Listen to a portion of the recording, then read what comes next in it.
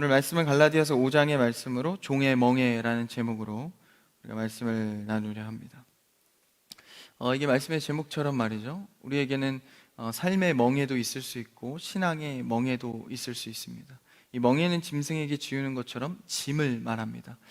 우리가 살면서 반드시 짊어져야 될 의무와 또 나의 행함을 말합니다. 근데 이 멍에 앞에 무슨 수식이 붙냐가 굉장히 중요합니다. 오늘의 말씀의 제목처럼 이 종의 멍에, 우리가 예수 그리스도를 알기 전에는 이 종의 멍에에 종속된 자였습니다. 종의 특성은 어떻죠? 이 주인의 눈치를 봐야 하고 내 맘대로 할 수 없는 억압이 있습니다. 그래서 마치 이 기계와 같이 입력된 값을 그대로 송출하는 기계와 같이 그냥 주인이 말하는 대로만 행하는 특성을 갖고 있습니다. 그 멍에는 굉장히 무겁고 눈치도 보이고 삶에 기쁨이 없습니다. 그러나 오늘 말씀을 통하여서 우리가 볼 멍에는 이 종의 멍에가 아닌 예수 그리스도의 멍에입니다. 그러니까 예수 그리스도가 우리에게 주신 자유와 은혜를 통하여서 누려가는 삶의 멍에입니다. 예수님께서도 일찍이 말씀하셨다시피 우리에게 준 예수 그리스도의 멍에는 쉽고 가볍다 말씀하셨습니다. 오늘 우리는 종의 멍에에서 벗어나서 예수 그리스도의 은혜와 그 성령 충만한 멍에로 여러분의 삶과 신앙 그리고 묶여있는 환경 속에서 자유함을 얻게 되기를 축복합니다. 오늘 메시지는 1절에 함축해서 전하고 있는데요, 굉장히 간단합니다. 종의 멍에를 매지 말라는 것입니다. 근데 여기 1절에 보니까 수식이 하나 붙어 있죠. 다시는 입니다. 1절 후반절에 보니까 종의 멍에를 매지 말라라고 선언하고 있는데 사도 바울이 강조한 것은 그 수식에 다시는 입니다. 그러니까 전에는 종의 멍에를 매었다는 것이죠. 우리의 습관은 인간의 죄인된 속성으로 자꾸 이 전에 종의 멍에를 맨 것으로 돌아가려 한다라는 것이죠. 그래서 여기서 강조는 다시는입니다.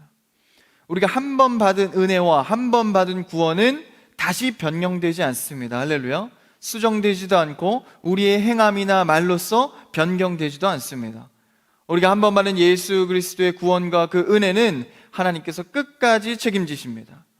그 믿음을 갖고 소망으로 나아간다면 우리가 다시는 종의 멍에로 갈 필요가 없는 것입니다. 그러나 우리의 삶에는 한계가 있어서 이 육신의 몸 때문에 그리고 사탄의 유혹 때문에 날마다 종의 멍에로 돌아가려 한다는 것입니다. 오늘 말씀의 이 갈라디아 교회도 우리와 다르지 않게 그러했다는 것입니다. 당시 갈라디아 교회는 바울의 복음을 들었지만 그 당시에 그들이 있었던 전통과 그리고 문화는 우상 숭배의 문화였습니다. 헬레니즘 문화로 수많은 우상을 받아들이게 되고 여러 가지 수사학적으로 수많은 지식을 받아들이게 됩니다. 그래서 그리스 신화라든지 그런 신화적인 종교를 받아들이다 보니까 기복주의적, 복만 구하고 내 삶이 행복하면 그만이 신앙이었습니다. 그 원리로 살아갔기 때문에 사실 그들의 마음속 깊은 전통과 문화는 그 우상적이고 헬레니즘적인 문화로 자리 잡고 있었습니다. 그때 사도 바울이 복음을 전하게 됩니다. 예수 그리스도만으로 살 수 있는 삶의 자유를 전하게 되죠. 그 기쁨을 누렸지만 그 기쁨도 잠시이고 유대인들의 미혹이 시작됩니다. 정말 예수 그리스도라는 이름과 믿음 하나로 우리가 어떻게 구원을 받을 수 있겠냐? 할례와 율법이라는 전통 속에서 우리가 행해야 될 말과 행함은 원리적으로 지켜져야 한다. 그래서 날마다 내가 해야 될 것, 하지 말아야 될 것을 계수하면서 지켜가야 구원을 얻을 수 있다고 이 거짓 교사들이 미혹을 합니다. 굉장히 설득력도 있었고 그것을 통해서 분쟁과 소란이 일어납니다. 그래서 사도 바울은 이 5장 말씀을 통하여서 갈라디아 교인들에게 강력하게 선포하고 있는 것입니다. 뭐라고 합니까? 끝절에 보니까 다시는 종의 멍에를 매지 말라. 우리도 신앙을 갖고 사도 바울처럼 이렇게 복음을 들었을 때 예수님을 알기 전에는 종살이하는 무언가를 해야 얻어지는 기쁨만으로 살았지만 무언가를 하지 않아도 예수 그리스도의 이름만으로 살게 되는 그 구원의 은혜를 누리게 됐습니다. 근데 우리의 삶 속에는 예수 그리스도의 은혜만 있는 것은 아닙니다. 이 거짓 교사들과 같은 이 새로운 신앙, 나를 유혹하는 말들, 이런 것들이 섞여 있는 것이죠. 그래서 알면서도 율법의 사고의 방식을 따라가는 것이 우리입니다. 이제 수많은 이 유교적인 문화 때문에, 그런 색채 때문에 우리의 삶을 살아가다 보면 이제 좀 미신적인 것을 많이 따를 때가 있어요. 이제 신앙을 가졌지만 뭐 이사를 할 때도 그렇습니다. 이사할 때도 새로운 거처를 옮깁니다. 주님 함께 없어서. 그리고 뭐라고 하죠? 야, 손 없는 날 알아봐라. 그래서 왠지 찝찝하지 않습니까? 문지막을 말지 말고 다리를 떨지 마라, 복 나간다. 괜히 찝찝한 거예요. 신앙이 있으면서도 말이죠. 그것이 바로 뭡니까? 종의 멍에가 아직도 남아있기 때문에 사도 바울은 그것을 다시는 돌아가지 말고 교회 생활에서, 신앙 생활에서, 경건 훈련에서 배우라라는 것입니다. 그것은 곧 우상을 섬기는 것과 다를 것이 없다라는 거예요. 여러분, 율법주의의 사고방식은 우상과 다를 것이 없습니다. 왜요? 예수 그리스도로 새롭게 제정된 완성된 율법을 누리지 못하면 그것은 우상의 신앙생활과 다를 것이 없다라는 것입니다. 본질은 똑같다라는 것이죠. 그래서 우리에게 중요하게 듣고 다시 제정할 것은 바로 예수 그리스도에 대한 기쁨입니다. 복음을 영접하고 예수 그리스도를 알았다면 이제는 종살이에서 벗어나 내가 지켜야만 누렸던 기쁨에서 벗어나 예수 그리스도의 자녀로서 사는 방법을 깨달아가야 합니다. 종과 자녀의 차이는 무엇입니까? 바로 관계에 있습니다. 주인과 종의 관계, 아버지와 자녀의 관계는 바로 이 관계를 통해서 차이를 발생시킵니다. 그래서 율법주의적인 것이 익숙했던 유대인들은 얼마든지 이 율법 신앙 속에서 자신도 모르게 잘한다 하는 신앙으로 빠져간다는 것입니다. 우리도 마찬가지입니다. 얼마든지 율법적인 신앙이 가능합니다. 내 자신도 모르게 말이죠. 예수 그리스도인에 대한 진리와 기쁨은 얻었지만 어느새 내 마음속에 자신만의 종교를 만들고 있는지도 모릅니다. 내가 규정하여서 이것을 지켜야 누렸던 그 희열을 기억하는 겁니다. 그래서 그것을 통해서 행함의 신앙, 기복적인 신앙, 복음주의적인 사고가 사라진 것이죠. 그래서 더 이상 복음과 자유된 신앙은 정죄의 기준이 될 뿐입니다. 율법적으로 했냐 안 했냐로 따지기 시작하는 것이죠. 나를 넘어서 상대를 평가하기 시작합니다. 이 율법주의적인 사고가 우리의 신앙을 삼켜가는 것입니다. 우리는 율법적 신앙에서 벗어나서, 종노릇에서 벗어나서 하나님의 자녀의 삶을 살아가기를 축복합니다. 그래서 갈라디아 교회 상황이 그랬다는 거예요. 1절 말씀을 한번 우리 읽어볼까요? 5장 1절 본문입니다. 띄워줄 수 있나요? 1절입니다. 같이 읽읍시다. 시작. 그리스도께서 우리를 자유롭게 하려고 자유를 주셨으니 그러므로 굳건하게 서서 다시는 종의 멍에를 매지 말라. 아주 중요한 말씀을 하고 있죠. 그리스도께서 우리를 자유롭게 하려고. 그러니까 이 종노릇을 그만하고 다시는 돌아가면 안 되고 우리에게 자녀된 권세를 주신 이유가 무엇입니까? 바로 자유를 주시기 위해서입니다.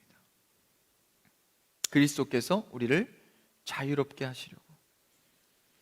자유를 주셨다라는 거예요. 이것을 위해서 여러분, 자유는 무엇입니까? 하나님께서 아들을 보내시기까지 우리에게 주시려 한 것이 바로 이 구원, 바로 율법에 대한 자유입니다. 자유는 우리가 흔히 착각하는 것이 그냥 내 맘대로 하는 것이 자유다, 프리덤, 자유다, 뭐 이렇게 해서 그냥 내가 하고 싶은 대로 하는 게 자유일까요? 성경에서 말하는 자유는 그것은 아닐 것입니다. 그냥 벌판 같은데 홀로 서 있고 내 맘대로 할 수 있는 것, 그게 자유일까요? 여러분, 벌판 같은데 그냥 혼자 서 있는 것은 방종 내지는 그냥 방탕입니다. 그러니까 어떠한 테두리나 기준 없이 내 맘대로 하는 것은 그냥 방종입니다. 그래서 이 방종이 부러워 보여서 이 10대들이 간혹 그러죠. 이 사춘기 시기 때 좀 집에 종속된 것이 굉장히 불편하다, 자유하고 싶다, 그래서 절 벌판으로 막 나가고 그러지 않습니까? 집을 나가고. 사실 조금만 지나면 알죠. 이것이 자유가 아니구나. 그렇죠? 집 밖에 나가면 뭐라 그러죠? 개고생이다. 부모의 입장에서는 내놓은 자식이 되는 거예요. 그러니까 자녀는 가정이라는 울타리 안에 있을 때 가장 행복하고 가장 자유로운 것입니다. 탕자가 그러했죠. 말씀해 보니까 이 탕자가 그 자유를 몰랐어요. 그래서 내 마음대로 살고 싶다, 좀 내가 원하는 자유를 누리고 싶다 해서 유산을 상속받아서, 그러니까 아버지가 돌아가시지 않았는데 말이죠. 그래서 상속받아서 집을 나가게 됩니다. 집을 나갔을 때 단순히 나간 게 아니라 이방 땅으로 갑니다. 당시의 유대 전통상 그 땅을 벗어나서 이방 땅으로 간다라는 것은 아예 완벽한 이주를 말합니다. 다시 돌아오지 않겠다는 확고한 의지죠. 그래서 완전한 독립과 자유를 위해서 탕자가 집을 나섭니다. 그래서 결과는 어떠했죠? 이 이스라엘이 가장 저주스럽게 여기는 돼지의 쥐염 열매를 먹는 거지꼴이 됩니다. 그래서 그때 뭐가 생각났냐면 가정의 울타리가 생각납니다. 아버지가 생각나서 어떻게 하죠? 돌아오게 됩니다. 여러분, 회개는 생각나고 내 죄가 자각되는 것이 회개가 아니라, 고백만 하는 것이 회개가 아니라 돌아오는 것이 회개입니다. 그래서 그 탕자가 회개를 하게 되죠. 그래서 돌아옵니다. 아버지 품에 회개하여 안기고 나자 드디어 다시금 자유가 회복됩니다. 여러분, 우리는 성경이라는 하나님 예수 그리스도라는 울타리 안에 있을 때 가장 자유한 존재입니다.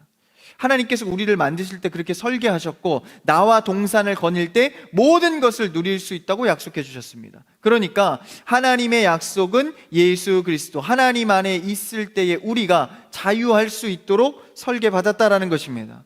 그러니까 우리는 내 맘대로 하나님의 울타리에 벗어나서 사는 것은 자유가 아니라 방종하게 되고 방탕하게 된다라는 것입니다.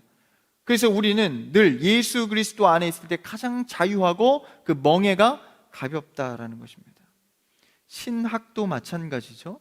신학도 여러 가지 논리가 있고 철학이 있습니다. 그런데 성경이라는 신학의 테두리 안에서 우리가 마음껏 성경을 연구하고 고백할 때 자유함이 있는 것이죠.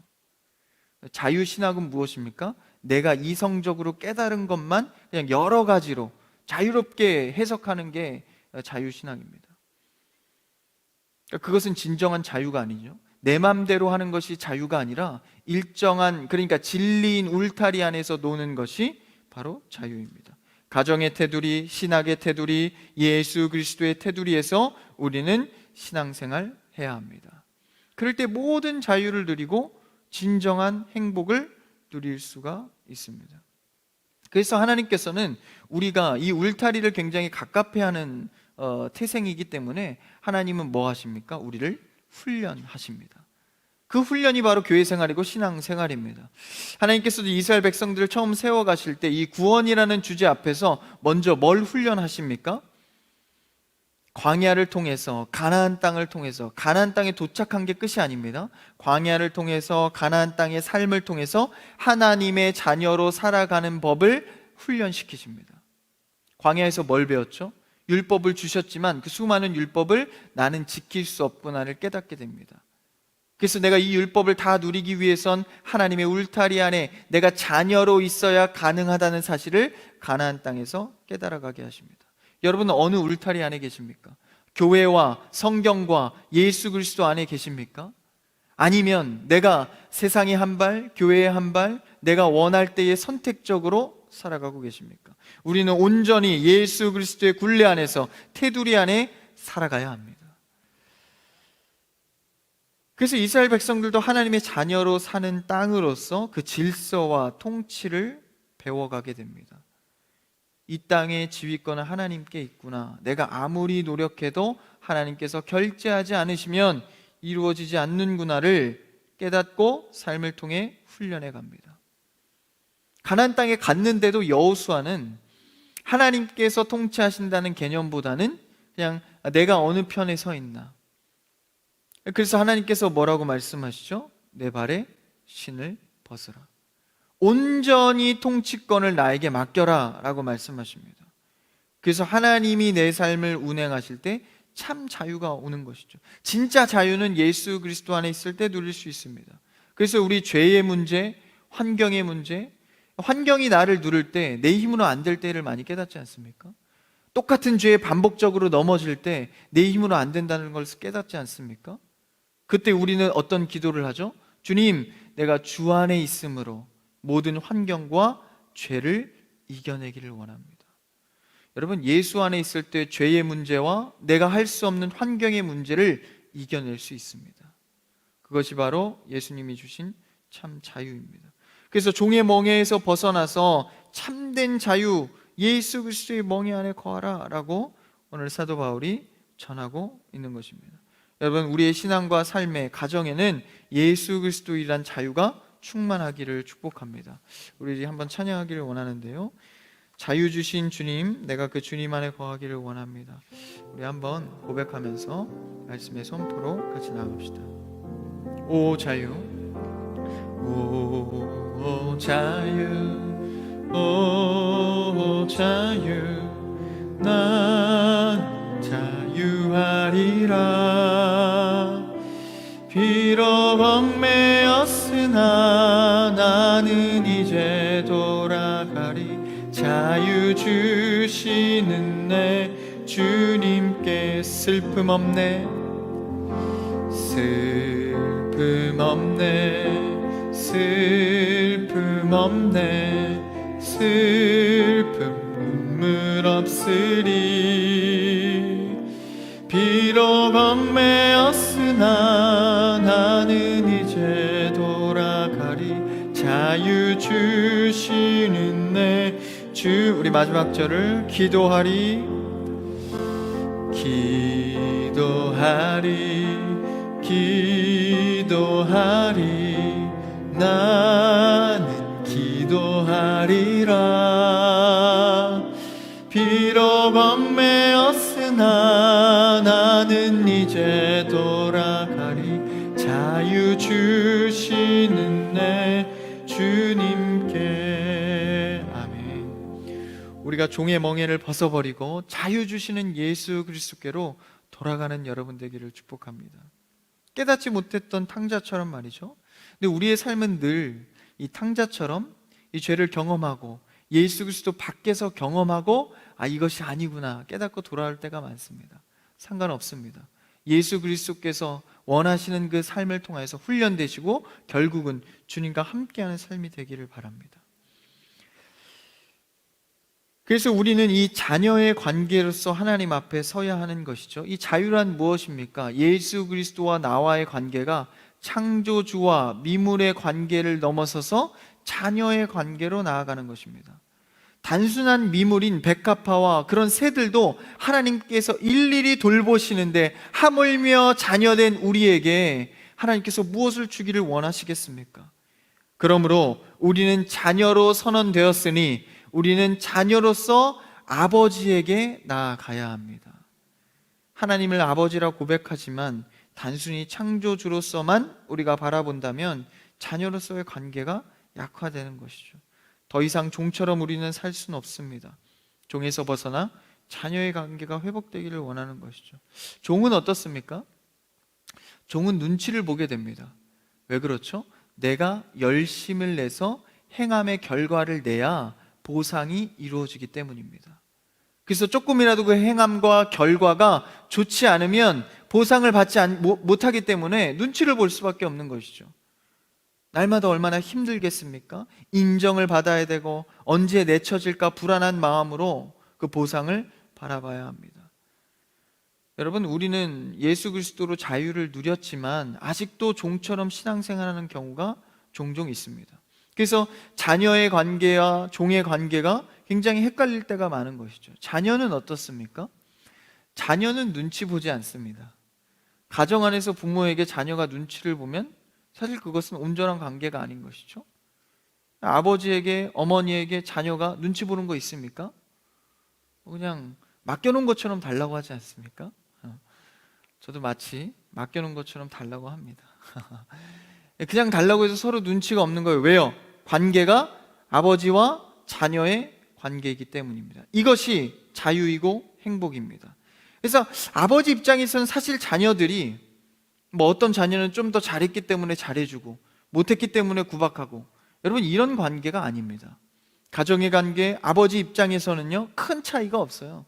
누가 잘했든 누가 못했든 별로 그렇게 보상이나 결과에는 영향을 미치지 못합니다. 신앙생활도 마찬가지입니다. 우리가 교회에서 신앙생활하면서 삶에서 어느 공덕을 많이 쌓았느냐, 하나님 보시기에 기쁜 일을 많이 했냐가 중요한 것이 아니라 내가 자녀로서 어떻게 살아가고 있는가. 여러분, 자녀로서 하나님 앞에 행한 일이 무엇입니까? 하나님은 그것을 기억하십니다. 야, 네가 내 자녀로서 지금 살아가고 있구나. 어떤 업적을 많이 세웠냐 못 세웠냐가 아니라 자녀로서 얼마나 인식하고 살아가냐라는 것이죠. 자녀의 관계는 기쁨이 있습니다. 자녀의 관계는 사랑이 있습니다. 그래서 우리의 신앙생활도요, 기쁨과 사랑이 없으면 무익하다라는 것입니다. 여러분, 봉사하고 예배 드린 것에 기쁨이 있으십니까? 서로 성도 간의 교제 속에 사랑이 있으십니까? 있으시다면 왜 그렇죠? 하나님과의 관계가 자녀의 관계이기 때문입니다. 그래서 우리 신앙생활은요, 눈치가 없는 것입니다. 예수 그리스도 안에서 우린 다 자유한 자이기 때문이죠. 그래서 이 관계로 신앙생활하는 것이 가장 건강하고 가장 올바르다라는 거예요. 그래서 너는 몇 년 신앙생활했니? 봉사 몇 개 하고 있니? 너는 하나님 앞에 어떤 업적을 이루고 있니? 여러분, 이것보다 오늘도 하나님의 자녀로 살아가고 있는가, 굉장히 중요한 것이죠. 그래서 하나님은 이 관계를 위해서요, 늘 우리에게 이 관계를 훈련시키십니다. 그래서 때로는 어려움도 주고 기도 제목도 주십니다. 그래서 그 끝에 응답은 어떻게 주시죠? 야, 너희가 알겠지? 내가 너의 아버지야. 실력이 있는 아버지야.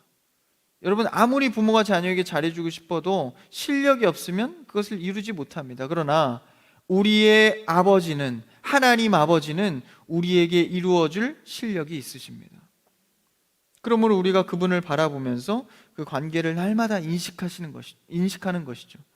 아, 나의 아버지가 되시는 창조주, 나의 아버지가 되시는 하나님, 그 예수님. 자녀의 관계가 날마다 훈련되기를 축복합니다. 그래서 처음에 애굽에서 이스라엘 백성들이 출애굽했을 때 하나님이 누구인지 몰랐어요. 애굽에 있는 수많은 신들 중에 한 신인 줄 알았습니다. 근데 점점 알아가는 거예요. 하나님이 나를 도울 분을 넘어서, 나의 주인을 넘어서, 아, 나의 아버지이시구나. 내가 눈치를 보거나 어떤 업적을 쌓아야 응답하시는 것이 아니라 그냥 아버지로 고백하고 구하면 주시는구나. 여러분, 우리도 신앙생활 하다 보면 알게 되죠. 내가 하나님께 잘 보여야 주는 것이 아니라 자녀로 무릎 꿇으면 주시는구나. 오늘 이 밤 주 앞에 기도할 때 자녀로서 무릎 꿇고 기도하는 여러분 되기를 축복합니다. 조건을 걸지 마십시오. 우리는 자녀로서 충분합니다. 그래서 이 관계가 맺어질 때 우리가 천국을 누려가는 거 아닙니까? 이 유명한 그림이 하나 있는데요, 그 그림에 제가 참 이 관계에 대한 생각을 많이 하게 됩니다. 이 구글이나 네이버에 이렇게 검색할 수 있는 그림인데요, First Day in Heaven, 그러니까 첫날 in Heaven, 천국에서의 첫날을 그린 이 그림인데요, 제목이 그겁니다. First Day in Heaven. 그걸 쳐보시면 예수님이 얼굴은 보이지 않아요. 뒷모습인데 이 자녀인 딸을 꽉 끌어안고 있는 장면이에요. 근데 그 표정이 이렇게 클로즈업 돼서 나오거든요. 이 자녀의 표정이, 야, 정말 몇 년 만에 만난 친구를 너무 기뻐서 안기는 표정이에요. 그게 뭘 의미하고 있습니까? 하나님과의 관계 속에서 천국의 첫날에 너무 기쁜 겁니다. 그 만남이 기쁜 거예요. 왜? 그동안 관계 맺어온 게 그 추억으로 쌓여 있는 겁니다. 여러분, 천국의 첫날로 주님을 배웠는데 이 관계가 두텁지 못해서 주님 안녕하십니까? 입장하겠습니다. 들어가겠습니다. 이러면 되겠어요? 막 달려가서 안겨야 될 거 아닙니까? 내가 그토록 기도하고, 내가 그토록 응답받고, 그토록 관계하고, 사랑을 나누고, 교제하고, 말씀으로 늘 읽고 그리워했던 그 예수 그리스도를 만나는 첫날, 우리는 예수 그리스도에 안기어서 환한 기쁨을 누려가기를 축복합니다. 여러분, 그 관계가 되어야 하는 거예요. 그래야 신앙생활이 힘들지 않습니다. 여러분, 관계가 좋으면요, 그 상대가 상처되는 말을 해도 그 상처가 상처로 받아들여지지 않는 거예요. 이해하게 됩니다. 덮게 됩니다. 우리의 신앙의 핵심은 이 관계에 있습니다. 예수 그리스도와 하나님과 내가 아버지와 아들, 딸의 관계인가? 그래서 이 유대인들은, 그리고 이제 막 복음을 접한 자들은 이 아직도 종처럼 눈치를 보고 있었던 거예요. 그러한 자들은 성도 아니라는 겁니다. 은혜 누릴 수 없다라는 거예요. 4절을 한번 읽어볼까요? 오늘 본문인데요. 4절입니다. 시작. 율법 안에서 의롭다함을 얻으려 하는 너희는 그리스도에게서 끊어지고 은혜에서 떨어진 자로다. 여러분, 은혜를 누리시기를 원하십니까? 그럼 관계의 정립부터 명확히 하고 기도하는 여러분들을 축복합니다. 그래서 우리가 기도할 때 뭐부터 외쳐요? 주님, 아버지요, 아버지요, 내 아버지. 이거 많이 고백하지 않습니까? 왜 그렇죠? 어떤 기도 제목을 내놓기 전에 관계 정립을 먼저 선포하고 기도하는 겁니다. 그러니까 정확히 하고 가는 겁니다. 나의 기도를 들으실 아버지. 오늘 이 밤 기도할 때 아버지에게 기도하는 여러분 되기를 축복합니다. 그래서 이 4절 말씀처럼 율법 안에 의롭다함을 얻으려고 하는 너희들은 그 율법으로의 관계로 아버지를, 하나님을 생각하는 너희들은 그리스도의 은혜를 누릴 수 없다라는 거예요. 왜? 그리스도는 이 은혜를 위해 오셨기 때문입니다. 종은 이 의의를 얻기 위해서 노력하는 겁니다. 그러나 우리는 눈치 보거나 이렇게 어떤 결과를 내려고 열심을 내지 않아도 됩니다. 왜요? 예수 그리스도만 붙드는 고백만 있으면, 붙드는 살만 있으면 가능하다라는 것이죠. 종살이하듯 신앙생활 하지 않기를 축복합니다. 주의 자녀로서. 그래서요, 성도 안에서도 우리가 다 뭐로 연합된 자들입니까? 예수 그리스도가 한 아버지이지 않습니까? 그러니까 우리의 관계도요, 어떤 율법적인 관계가 되면 안 되는 겁니다. 그러니까 우리가 하나를 주면 하나를 받으면 하나를 줘야 될 것 같고, 누구 성도에게 어떤 은혜를 받으면 그대로 갚아줘야 될 것 같고, 그래서 이제 초신자들이나 처음 오신 분들은 뭘 자꾸 교회에서 주면 부담스러워하세요. 내가 갚아야 될 것 같으니까. 신앙생활을 하다 보면 한 아버지 안에서 우리는 그런 율법주의적인 사고가 사라지게 됩니다. 받아도 내가 갚을 것이 아니라 그 기쁨으로 끝나는 거죠. 줘도 내가 받을 것을 기억하는 게 아니라 주는 것으로 끝나는 겁니다. 그가 기뻐하는 것을 보고 그로 만족하는 것이죠. 그래서요, 우리 성도의 관계는 기브 앤 테이크가 아닙니다. 주면 그것으로 끝나고 받는 것도 기쁨으로 끝납니다. 여러분, 개수하지 마십시오. 주고받는 것을 개수하는 것이 아니라 아버지의 사랑을 공감하는 여러분 되기를 축복합니다. 그래서 받는 기쁨이 얼마나 기뻐요? 그래서 이제 너무 이렇게 떳떳하게 받으라는 얘기는 아닙니다. 더 줘, 이거 부족해, 뭐 이런 것이 아니라 받을 때의 기쁨이 얼마나 있습니까? 줄 것의 부담이 아니라, 그것이 바로 주의 자녀로서 묶여져 있는 공동체입니다. 그래서 사도 바울이 그것을 선포하고 강조하고 있는 것, 가르치고 있는 것입니다. 그 다음 절을 읽어볼까요? 5절입니다. 5절 시작. 우리가 성령으로 믿음을 따라 의의 소망을 기다리노니. 우리는 무엇을 기다립니까? 의의 소망을 기다립니다. 여러분, 소망과 희망의 차이가 무엇입니까? 이 기독교적으로 희망과 소망의 차이는, 희망은 말 그대로 그냥 바라는 것입니다. 잘 됐으면 좋겠다, 희망상 이렇게 됐으면 좋겠다. 소망은 뭐죠? 소망은 실체가 있습니다. 그러니까 그것이 이루어진 것에 대한 실체가 있기 때문에 기다리기만 하면 되는 거예요. 하나님이 소망으로 우리에게 약속해 주셨습니다. 의의 소망, 의는 무엇이죠? 바로 예수 그리스도입니다. 여러분, 우리는 예수 그리스도를 소망하는 자입니다. 예수 그리스도의 실체로 살아가는 자들입니다. 다시 오실 예수 그리스도를 바라보는 자들이죠. 그러니까 그 실체를 보고 소망하는 자들이기 때문에 어떤 문제나 사건이든지 힘이 있습니다. 소망은 실체이기 때문에 그렇죠. 다른 종교들은 희망사항이에요. 잘 될 거야, 잘 됐으면 좋겠다, 잘 되게 해주세요. 소망은 다릅니다. 이미 주님께서 응답하신 걸로 선하게 된 것으로 알고 믿음으로 기도하는 것이죠. 왜요? 누가 돕습니까? 5절에 보니까 성령으로 믿음을 따라. 할렐루야. 이 소망의 실체가 성령이 도움으로 말미암아 결국은 이루어질 수밖에 없는 것이죠. 그래서 우리의 기도의 제목과 우리의 선포는 희망사항이 아니라 소망입니다. 우리 교회를 통해서 이루실 선교도 희망사항이 아니라 소망입니다. 기다리기만 하면 되는 것이죠. 그런데 우리 인간이 조금 더 좁게는 한국 사람들이 가장 못하는 게 뭐죠? 기다리는 겁니다. 기다리는 거. 여러분, 기다리면 하나님께서 이루십니다. 그래서 사랑에도 가장 큰 특성의 주제가 뭐죠? 인내입니다. 사랑을 설명할 때도 처음이 인내고 끝에도 오래 참음입니다. 그러니까 우리가 소망을 누리고 소망을 알고 있다면 인내로서 신앙생활을 하는 것입니다. 그래서 시편에서 수많은 절을 할애해서 여호와를 기다리라, 잠잠히 여호와를 기다리라 선포하지 않습니까? 여러분, 우리는 예수 그리스도를 소망하며 날마다 인내하는 신앙생활 되기를 축복합니다. 이게 종의 멍에에서 벗어난 자녀들의 모습입니다. 자녀들은 아버지라는 아버지의 실력의 실체를 경험할 때마다 이 소망을 갖는 것이죠.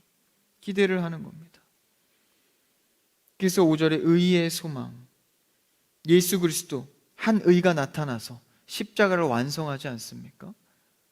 그 실력과 모든 인류의 죄를 덮어낸 실력을 보고 세상이 흉내낼 수 없는 그 사랑을 우리는 느끼게 됩니다. 공의와 사랑을 동시에 실현하는, 세상이 줄 수 없는 자유를 주시려고. 할렐루야. 오늘 말씀에서도 그 사랑을 통하여서 우리에게 뭘 주려 하십니까? 자유를 주시려고. 더 이상 율법에 얽매이지 않고 내가 노력해야 얻을 수 있는 보상적 관계가 아니라 이제는 예수 그리스도를 통하여서 은혜의 영역으로 들어가는 자유를 누리게 하시려고 우리에게 그 십자가의 은혜를 주셨다라는 것입니다. 제자들에게 뭐라고 말씀하십니까? 수고하고 무거운 짐진 자들아 다 내게로 오라. 수고하고 무거운 짐은 무엇입니까? 바로 종의 멍에입니다. 율법을 지키려고 안간힘 썼던 거, 내가 지켜야 뭔가 복받을 것 같았던 수고하고 무거운 짐을 다 주 앞에 내려놓고 내게로 오라라는 것이죠. 그러면 너희를 쉬게 한다라는 것입니다. 쉰다는 것은 단순히 그냥 휴일에 쉰다 이런 얘기가 아니라 이제 자녀의 관계로서 살아갈 수 있도록 자유를 허락한다라는 것이죠. 나는 마음이 온유하고 겸손하니 내게 배우라. 나의 멍에를 메고 내게 배우라라는 거예요. 그러면 나의 멍에는 무엇입니까? 뒤에서 예수님께서 설명해 주시죠. 나의 멍에는 쉽고 나의 짐은 가벼우니라. 왜요? 사실 그 무게는 사실 무겁고 그 멍에는 어렵습니다. 근데 왜 쉽고 가볍다 그러죠? 예수 그리스도가 그 어렵고 무거운 짐을 이미 지셨기 때문입니다. 그러니까 십자가의 의와 십자가의 은혜는 우리에게 가볍고 쉽게 왔을 뿐이지 실제 그 죄는 무겁다라는 거예요. 그러므로 십자가의 은혜는 가벼이 우리에게 온 게 아닙니다. 무겁게 결과적으로 와서 우리에게 비로소 왔을 때 가벼워진 것이죠. 그러므로 그 사랑의 무게는 가볍게 느낄 것이 아닙니다. 우리가 결과적으로 가벼워진 거지 그 과정 속에는 그 사랑의 무게감이 있다라는 거예요. 그러면 우리가 그 무게감을 날마다 느낄 때마다 은혜가 충만하게 되는 것입니다.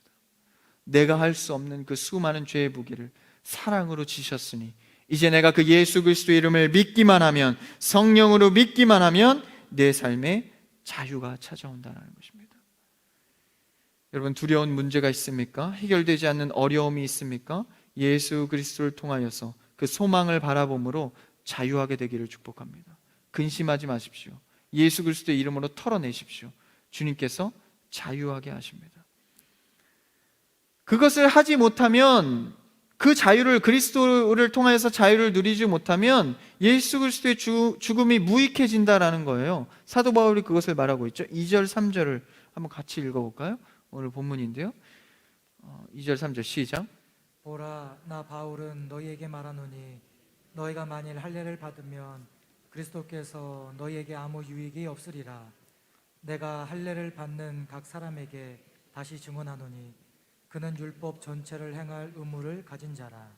율법적으로 내가 뭘 해야 뭔가 받을 것 같은 그 신앙에서 벗어나라는 겁니다. 정말 율법 안에 갇혀 있고 싶으면 그 모든 것을 완벽히 지켜야 가능하다라는 거예요. 역설적인 표현이죠. 불가능하다는 것입니다. 예수 공로, 예수 사랑 없으면 우리는 아무것도 아닙니다. 사도 바울이 그것을 말해주고 있죠. 그러나 우리는 두려워합니다. 실패를 두려워하고 죄의 넘어짐을 두려워합니다. 그런데 우리의 아버지 되신 분은 우리의 실패까지도, 실패 자체도 안아버리십니다. 그러니까 죄의 실패에 너무 두려워하지 마십시오. 우리는 예수 그리스도의 은혜로 자유한 자들입니다. 실패해도 실패 자체를 안으시는 분이기 때문에 그 자유함 속에서 은혜를 누려가시기를 바랍니다. 그래서 우리의 신앙은 이제 아들로서, 딸로서 사는 연습을 하는 것입니다. 내가 하나님의 자녀로서 아버지의 사랑의 크기는 어느 정도인가? 오늘도 나에게 베푸실 아버지의 사랑은 어떤 것인가? 그래서 자녀로서 사는 연습을 하는 것이죠. 얼마나 기쁩니까? 여러분, 기쁨으로 신앙생활하기를 축복합니다. 그래서 우리의 신앙생활의 동기가 되는 것은 아버지와 자녀의 관계입니다. 그 기쁨의 신앙생활, 그 사랑의 관계 속에서 살아가는 것이죠. 오늘 말씀을 정리합니다. 사도 바울은 갈라디아 교회에게 다시는 종의 멍에를 매지 말라고 선언하고 있습니다. 우리가 매여 있던 그 신앙에서 이제는 예수 그리스도를 통하여서 가볍고 쉬운 짐을 지며 살아가기를 축복합니다. 아버지와의 자녀의 관계 속에서 그 기쁨과 사랑이 날마다 넘쳐나는 여러분의 신앙과 가정이 되기를 주님의 이름으로 축복합니다.